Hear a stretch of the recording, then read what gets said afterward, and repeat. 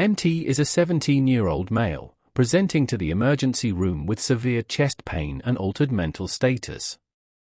The paramedics try to get a coherent history from him, but his answers don't make sense. When asked what day it is, he says Tuesday, but it's Friday. When asked where he is, he points at the ceiling. His pupils are dilated, his skin is grey and soaked with sweat. And his heart is beating so fast the monitor alarm hasn't stopped screaming since they wheeled him through the doors. 210 beats per minute. For a 17-year-old sitting still on a hospital bed, this shouldn't be possible. Not for this long, not without something very, very wrong happening inside his body. You see, MT wasn't reckless. He wasn't the kid who did dangerous things for attention or internet fame. When he was growing up, MT was the student who never missed a deadline, the son who never talked back, the teammate who stayed late at every practice. If there was a standard to meet, MT exceeded it. If there was a responsibility to shoulder, MT carried it without complaint. His parents bragged about him at dinner parties. His teachers wrote him recommendation letters without being asked. His coach called him the hardest worker on the team. But what no one saw, what MT himself didn't fully understand, was that he was drowning. Slowly. Quietly. In obligations and expectations and the crushing weight of trying to be perfect at everything, all the time. On this particular Thursday in November, MT had 5 tests scheduled for Friday. He had a shift at the grocery store that ended at 10 p.m. He had an essay due at midnight that he hadn't started. And he had a team workout at 5:30 a.m. that he couldn't miss because the coach had made it clear that missing voluntary workouts meant you weren't really committed. Sleep wasn't an option. It was a luxury he couldn't afford. So at 7:02 p.m., standing in the fluorescent hum of a convenience store, MT reached for an energy drink. Just one, he told himself, just to get through the shift. The first can went down cold and chemical sweet, 160 milligrams of caffeine, roughly the same as a strong cup of coffee. Nothing he hadn't had before. He'd been drinking energy drinks since sophomore year, usually 1 or 2 a week when he needed a boost. This was normal, this was fine. By 8:30 p.m., he was restocking shelves at work, and the fatigue was creeping back in. His eyes felt heavy, his thoughts were slow, so he opened another can, then another. The shift ended at 10 p.m., and he'd consumed 5 cans, 800 milligrams of caffeine. Twice the recommended daily maximum, but MT didn't know that, he just knew he still had 4 hours to write an essay and he was already fighting to keep his eyes open. At 10:47 p.m., sitting at his desk with a blank document in front of him, MT opened his 6th can. His leg was bouncing under the desk, his fingers felt jittery on the keyboard, he'd already gotten up to use the bathroom 4 times in the past hour, his mouth was dry no matter how much water he drank. But the essay was due at midnight and he had nothing. So he kept drinking. Here's what was happening inside MT's body at this moment. Caffeine is a methylxanthin stimulant. When you consume it, it crosses the blood-brain barrier and blocks adenosine receptors. Adenosine is a neurotransmitter that builds up in your brain throughout the day, making you feel progressively more tired. When caffeine blocks those receptors, adenosine can't do its job. You don't feel tired anymore. But the adenosine is still there, still building up, just waiting. Caffeine also triggers the release of adrenaline, the fight-or-flight hormone. Your heart beats faster, your blood pressure rises, your airways dilate. Glucose is released into your bloodstream for quick energy. In evolutionary terms, this response is designed to help you run from a predator or fight for your life. It's not designed to help you write an essay about the symbolism in The Great Gatsby. And here's the critical part. Caffeine has a half-life of about 5 to 6 hours in the average adult. Shorter in some people, longer in others. This means if you consume 160 milligrams at 7 p.m., you still have about 80 milligrams in your system at midnight. If you drink another can before that first one is metabolized, they stack, they compound. By 11:15 p.m., MT had consumed 9 cans. He had roughly 1,200 milligrams of caffeine circulating in his bloodstream, and it wasn't going anywhere fast. At 11:23 p.m., MT felt it for the first time, a flutter. Like a bird trapped inside his chest, wings beating against his ribs. He put his hand over his heart and felt it racing. He counted. 1 Mississippi, 2 Mississippi, 3 Mississippi, 15 beats. That's 300 beats per minute. That can't be right, he thought. He must have counted wrong. He tried to refocus on the essay, but the words on the screen wouldn't stay still. He blinked hard, rubbed his eyes. His hands were trembling so badly he kept hitting the wrong keys. He made a fist and watched it shake. At 11:44 p.m., MT's heart rate was 170 beats per minute and climbing. His chest felt tight, like someone was sitting on it. Not painful exactly, but compressed, restricted. He stood up to stretch and the room swayed. He grabbed the edge of his desk. A text from his mom popped up on his phone. "You still up?" He meant to type "yeah, just finishing homework," but his thumbs wouldn't cooperate. What came out was something gibberish. He stared at the typos. Even the autocorrect couldn't save him. He didn't send it. At 11:58 p.m., 2 minutes before the essay was due, MT submitted 4 paragraphs of barely coherent rambling and opened another can, his 10th, because he still had to study. 5 tests tomorrow. He couldn't afford to fail. But his body was already failing. Here's what was happening now. At rest, a healthy 17-year-old's heart beats about 60 to 100 times per minute. During intense exercise, it might reach 180 or even 200 for brief periods, but MT wasn't exercising. He was sitting at a desk, and his heart had been beating over 150 times per minute for nearly an hour. The heart is a muscle, and like any muscle, it needs oxygen to function. It gets that oxygen from coronary arteries that fill with blood between heartbeats, but when the heart is beating 170 times per minute, the time between beats, the diastolic period, is so short that the coronary arteries don't have time to fully fill. The heart muscle starts running on less and less oxygen. At the same time, the heart's demand for oxygen is skyrocketing because it's working so hard. So you have decreased supply and increased demand. That's called ischemia. The heart muscle is starving. And MT wasn't just dealing with caffeine anymore. Energy drinks contain other compounds: taurine, guarana, ginseng, B vitamins in massive doses. Some of these are stimulants in their own right.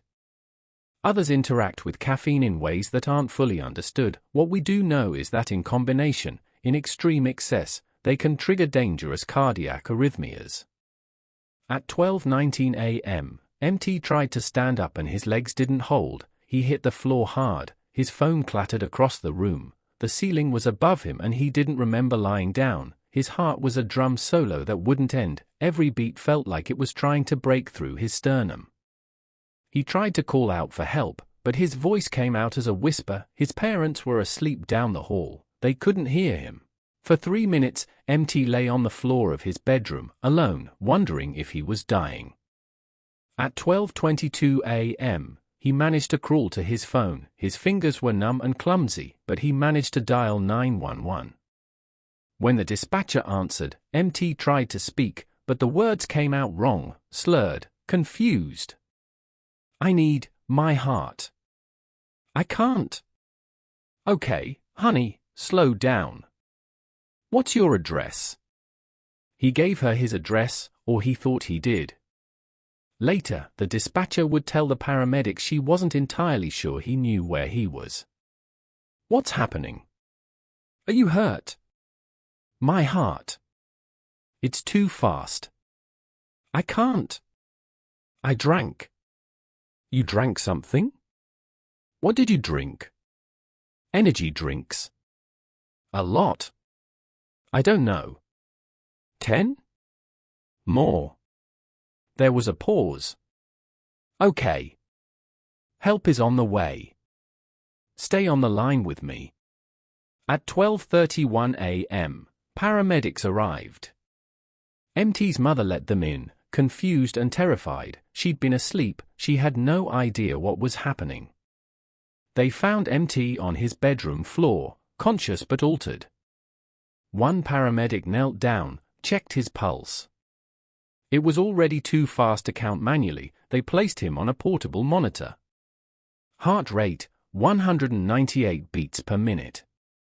The lead paramedic keyed his radio. 17-year-old male, suspected stimulant overdose, severe tachycardia, diaphoretic, altered mental status. We're loading and transporting. ETA 12 minutes. They moved fast. For started, oxygen applied, MT loaded onto a stretcher. His mother tried to follow, but they told her to meet them at the hospital. They couldn't wait. In the back of the ambulance, MT's heart rate climbed.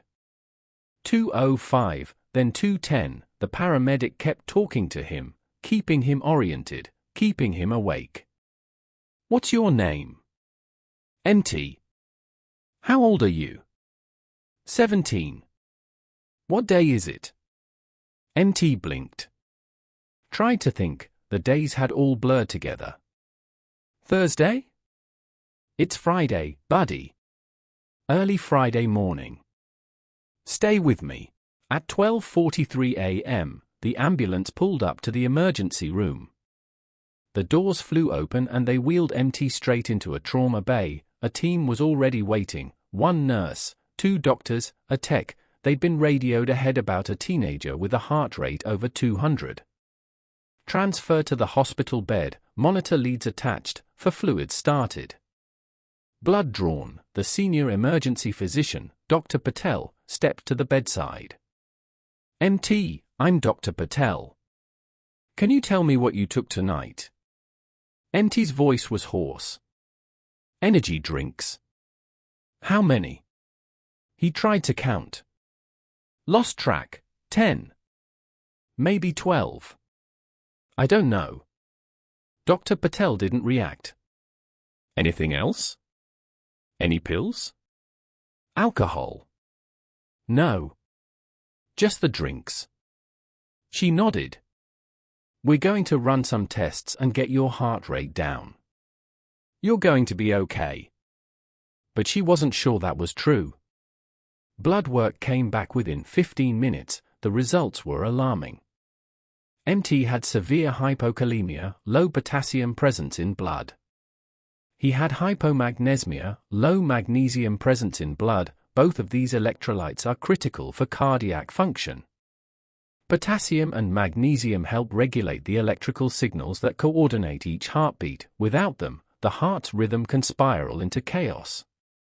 Energy drinks are diuretics. They make you urinate more frequently, which flushes electrolytes out of your system. MT had been drinking energy drinks all night without eating food or drinking water. He'd urinated 8 times in 4 hours. With each trip to the bathroom, he'd lost more potassium, more magnesium. His glucose was also sky high. Each energy drink contained 54 grams of sugar. 12 cans meant MT had consumed over 600 grams of sugar in less than 6 hours. That's more than a pound of pure sugar. His body had released massive amounts of insulin to try to handle it, and insulin drives potassium into cells, lowering the amount in the bloodstream even further. On the monitor, MT's heart rate hit 215. The rhythm was narrow complex tachycardia, which suggested it was originating above the ventricles, supraventricular tachycardia, but at this rate, SVT could deteriorate into something much worse. Dr. Patel made a decision. Let's try adenosine. A nurse drew up 6 milligrams of adenosine into a syringe. Another nurse prepared a saline flush. This had to be done fast. Adenosine has a half-life of less than 10 seconds, so if you don't push it quickly, it breaks down before it reaches the heart. Dr. Patel looked at MT. We're going to give you a medication that might feel very strange for a few seconds. You might feel like you can't breathe, or like your heart stops. That's normal, it only lasts a moment. Okay? MT nodded. he was too exhausted to be afraid. Push it. The nurse slammed the adenosine through the 4, followed immediately by the saline flush. For 6 seconds, MT's heart stopped. He felt it, a void, an absence, like falling through darkness with nothing to catch him. He tried to gasp but his chest wouldn't move, his vision tunneled. He thought, this is it, this is how I die. Then his heart kicked back in, 1 beat, 2, 3. The team watched the monitor. 180, 190, 200, back to 215. It didn't work. Dr. Patel exhaled slowly. Okay.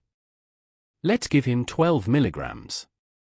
They pushed a second dose of adenosine, twice the strength. This time the pause was longer, 8 seconds. MT's world went black at the edges. The monitor searched. 195, 205, 210. Still tachycardic. Dr. Patel looked at the charge nurse. They both knew what came next. Get cardioversion ready, we need to sedate him. Synchronized cardioversion is a procedure where a controlled electrical shock is delivered to the heart at a precise moment in its rhythm. Unlike defibrillation, which is used for chaotic rhythms like ventricular fibrillation, cardioversion is synchronized with the heart's QRS complex, the part of the rhythm where the ventricles contract. This prevents the shock from landing during the vulnerable period where it could trigger an even more dangerous rhythm.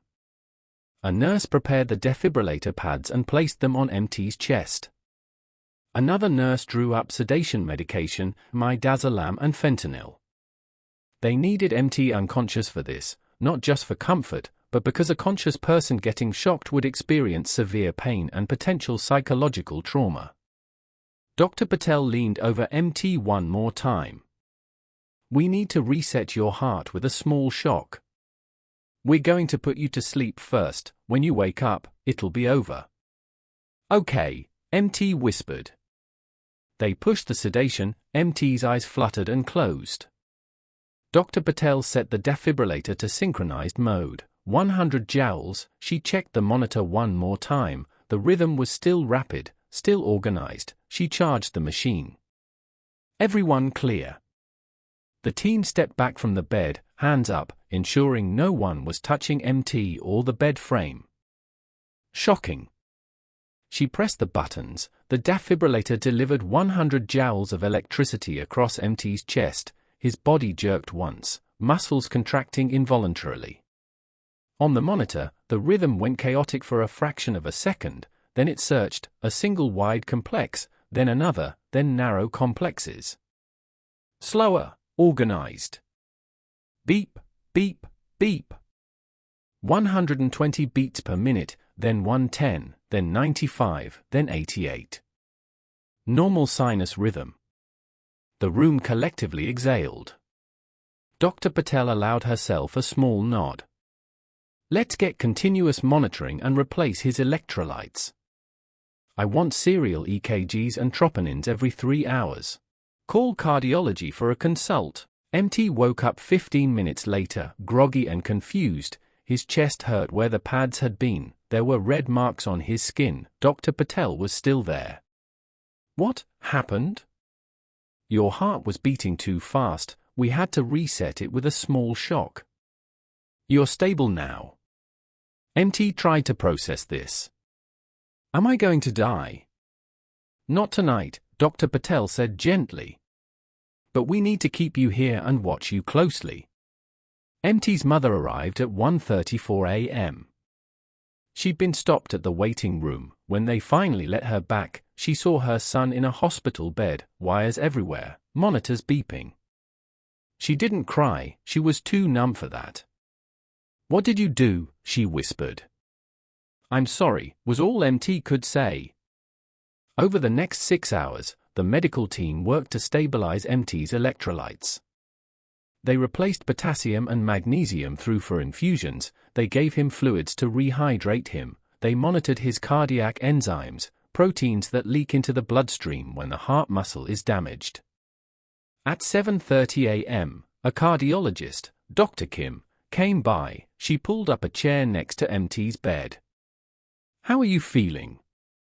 "Tired. My chest hurts." "That's from the cardio version, it'll get better." She pulled out a tablet and showed him his EKG. "This is what your heart's rhythm looks like now. See? Nice and regular, this is what we want." She swiped to another image. "This is what it looked like when you came in. See the difference? Your heart was beating so fast it didn't have time to fill with blood properly." MT stared at the jagged, rapid lines. "Why did that happen?" Dr. Kim set the tablet down. "Caffeine. Sugar. Stimulants. Dehydration. Electrolyte imbalance. You created a perfect storm. Your heart's electrical system got overwhelmed and started misfiring. At 220 beats per minute, your heart was working as hard as it would during a full sprint, except you were sitting still, and it did that for hours." She paused. "MT, you're very lucky. Most young people recover fully from this, but we need to do some tests to make sure there's no permanent damage." Over the next 2 days, MT underwent an echocardiogram to check his heart structure and function. They did a stress test to see how his heart responded to controlled exercise. They ran blood work to check his kidney and liver function, because hours of inadequate blood flow could have damaged those organs too. The echo came back normal, no structural damage. The stress test showed appropriate heart rate response. Kidney and liver function were normal. But the troponin levels told a different story. Troponin is a protein found in cardiac muscle cells. When those cells are damaged or die, troponin leaks into the bloodstream. MT's troponin levels were elevated, not drastically, but enough to confirm that some of his heart muscle cells had been damaged during the hours of extreme tachycardia.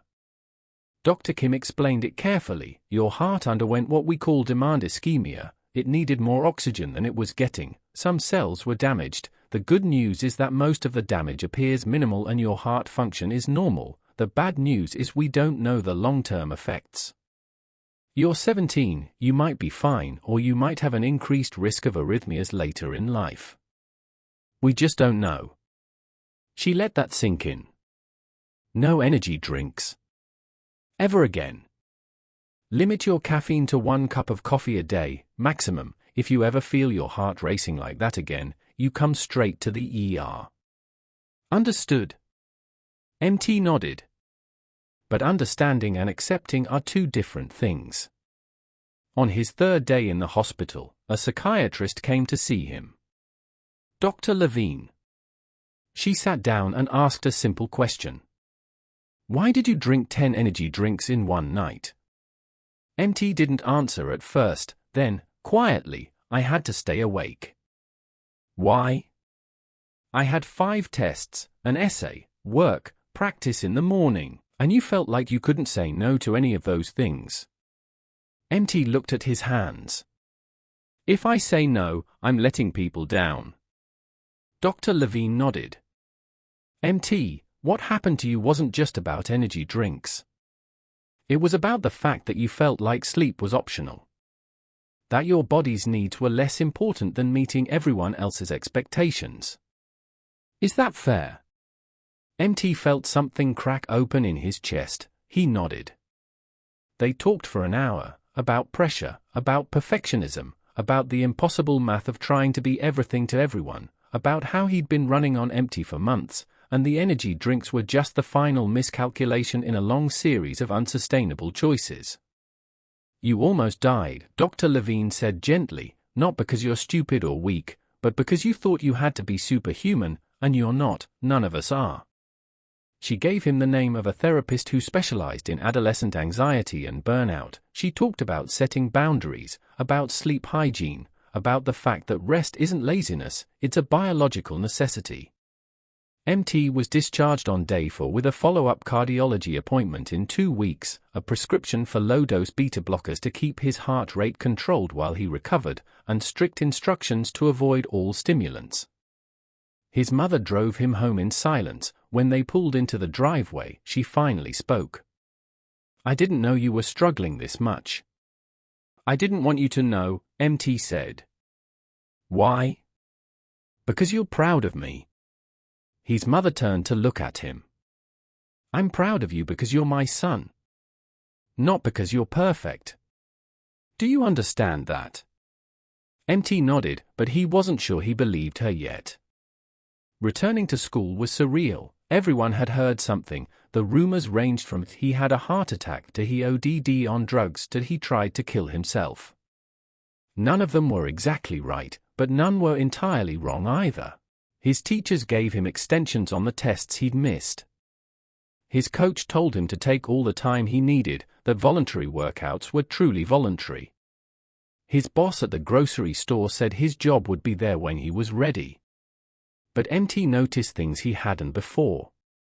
The boy who sat behind him in math class had 3 empty energy drink cans on his desk every morning.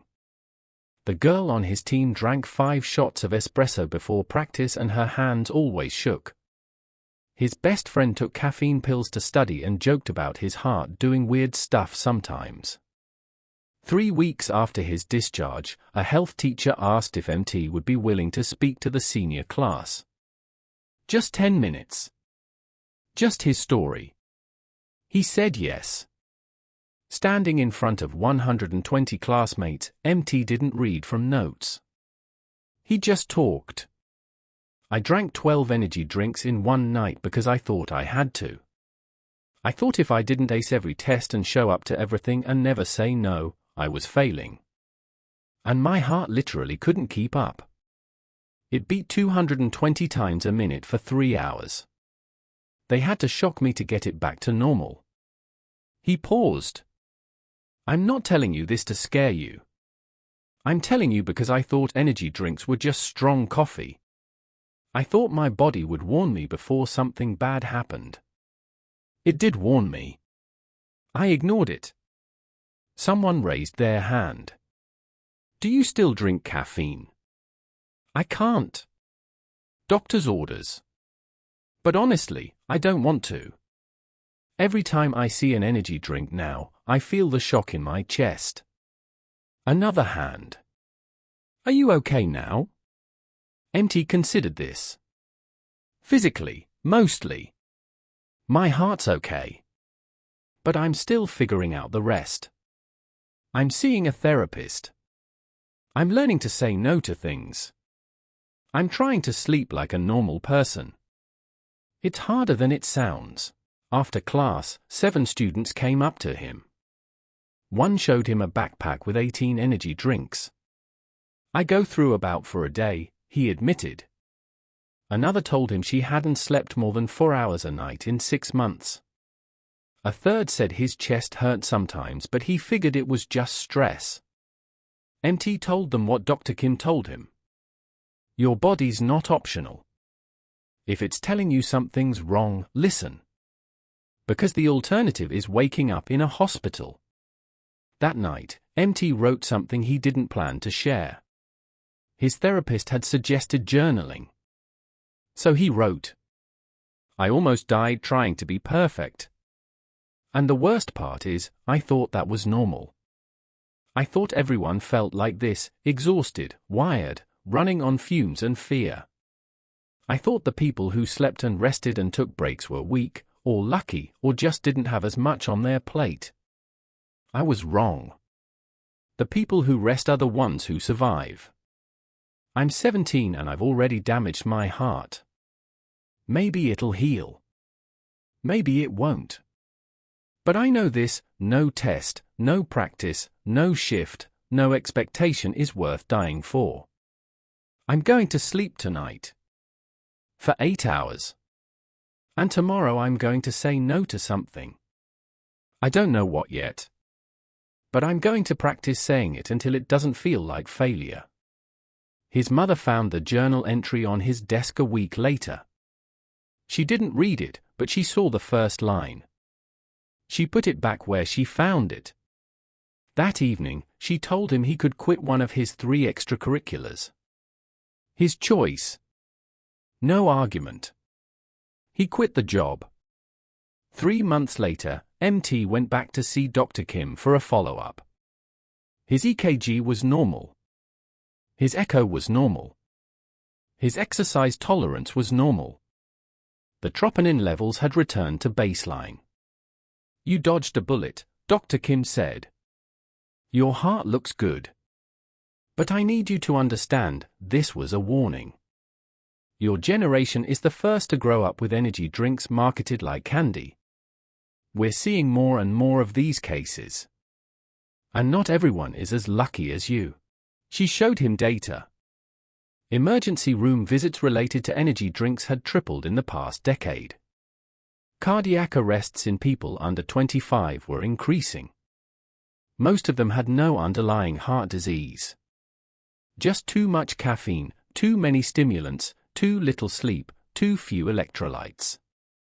"The heart is resilient," Dr. Kim said.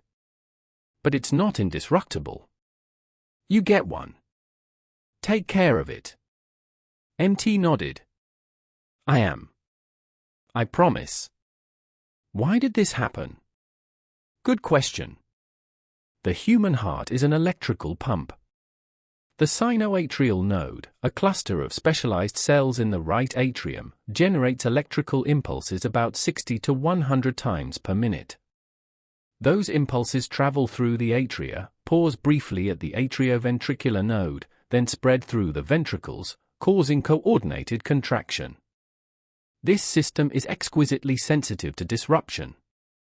Electrolyte imbalances, stimulant drugs, sleep deprivation, dehydration, all of these can create conditions where abnormal electrical circuits form.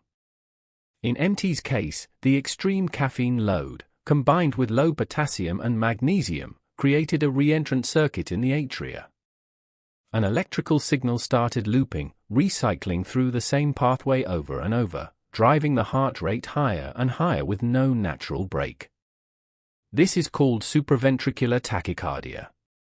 It's organized, but unsustainable. At rates above 200 beats per minute, especially sustained for hours, the heart can't maintain adequate cardiac output. Blood pressure drops. Organs become ischemic. The heart muscle itself becomes oxygen-starved. If left untreated, SVT can deteriorate into ventricular tachycardia or ventricular fibrillation, rhythms where the heart quivers chaotically instead of pumping.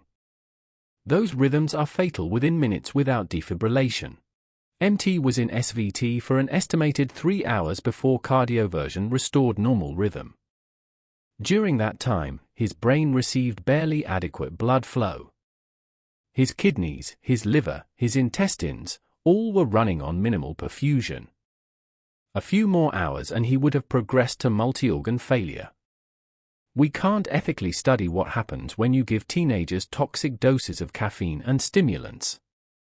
But case reports and emergency room data tell us this: energy drink-related cardiac events are real, they're increasing, and they're often unpredictable. Most people who drink energy drinks will never have a problem. But some will. And we can't predict who. What we do know is that the risk factors stack: high doses, multiple cans in a short period, mixing with other stimulants, combining with exercise or heat, underlying cardiac conditions, and electrolyte depletion from poor diet or dehydration. MT had almost all of them. For MT, this became a defining moment. Not the moment he almost died, but the moment he decided what kind of life he wanted after. He graduated high school with a 3.7 GPA instead of a 4.0. He got into a good college, not the best college. He slept 7 hours a night. He said no to things that didn't matter. He went to therapy. He learned that being human meant having limits, and that limits weren't failure. 2 years later, he was training to be an EMT. He wanted to help people the way the paramedics helped him. On his first ride along, they got a call. 17-year-old male, possible stimulant overdose, heart rate over 200. MT recognized the address. It was 3 blocks from his old high school. When they arrived, he saw a kid on the floor, pale and terrified, surrounded by empty energy drink cans. MT knelt down, checked his pulse, placed him on the monitor. 205 beats per minute. As they loaded him into the ambulance, MT leaned in close. "I know you're scared. I've been exactly where you are. You're going to be okay. We're going to help your heart. Stay with me." The kid nodded, eyes wide. In the back of the ambulance, MT watched the monitor, watched the kid's chest rise and fall, and thought about the fact that he almost didn't make it to this moment. Almost didn't get to be on this side of the call. He was grateful. And he was angry. Angry that this kept happening. That kids kept ending up on gurneys because they thought sleep was optional and energy drinks were harmless. When his shift ended, he went home and started writing. A blog post. Then an Instagram account. Then a YouTube channel. Just telling his story. No drama. No scare tactics. Just the truth. I was 17 when my heart stopped being able to keep up with my life. This is what happened. This is what I learned. Within 6 months, the channel had 100,000 subscribers. Kids sent him messages. Parents thanked him. Teachers used his videos in health classes. He wasn't trying to be famous. He was trying to make sure no one else had to feel the shock. If you know someone who relies on energy drinks to function, show them this. If you're drinking multiple cans a day just to stay awake, talk to someone. A doctor. A counselor. A parent. The signs of caffeine toxicity include rapid heart rate that won't slow down, chest pain or tightness, confusion or slurred speech, severe anxiety, nausea and vomiting, tremors, and fainting. If you or someone near you has these symptoms after consuming energy drinks, call for help immediately. Don't wait. Don't try to sleep it off. MT survived because his friend called 911. Because paramedics got there fast. Because an ER team knew what to do. Not everyone gets that lucky. Your heart will tell you when it's struggling. Listen the first time, because there might not be a second. Rest is not laziness. Sleep is not weakness. And no deadline, no grade, no expectation is worth your life. Take care of your heart. It's the only one you'll ever get.